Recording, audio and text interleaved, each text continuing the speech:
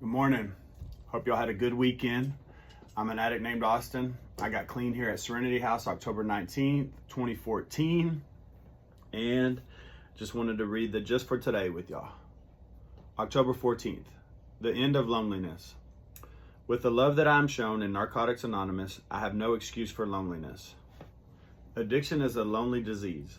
We may be surrounded by people, but sooner or later, our addiction drives a wedge between us and even our closest loved ones. Many of us are driven to Narcotics Anonymous by a desperate loneliness. Though we may approach the rooms of NA with caution and suspicion, we are welcomed with a hug, a smile, and a warm keep coming back. This may be the first place where we have felt welcome in a long, long while. We watch other members talking and laughing, leaving the meeting in groups for more talk at the local coffee shop. We wonder if we too could become a part of this loving bunch. Our pattern of isolation can make it difficult for us to join in. Over time, however, we begin to feel a part of rather than apart from. Soon, we walk into the rooms, we feel at home, we begin to make friends, and our lives start to change. NA teaches us how to overcome our isolation.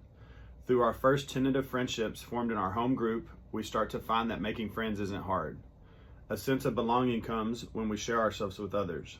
Just for today, I'm thankful for the friendships my higher power has given me in NA. Because of them, I am lonely no more. I'm really grateful for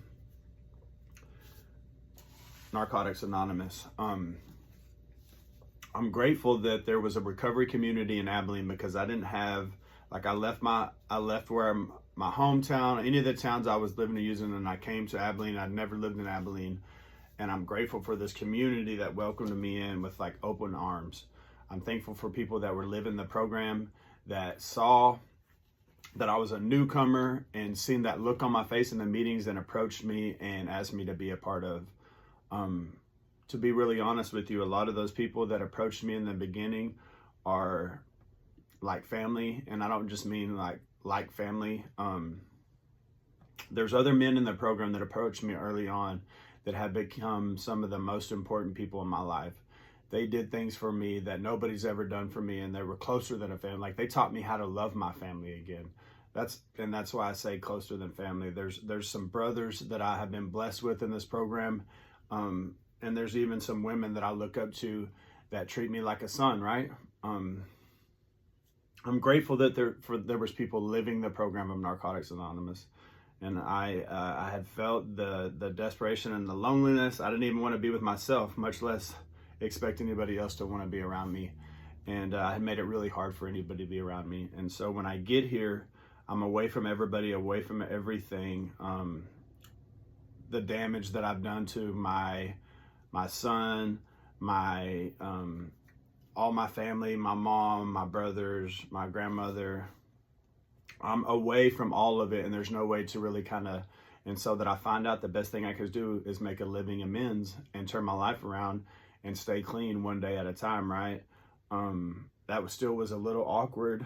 I got to meet a lot of people while I was in Serenity, and I got to make a lot of relationships, but it was when I got out and it was just me.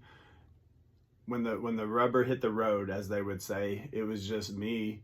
And I'm so grateful that people asked me to be a part of their life, right? And because today I realized those things saved my life.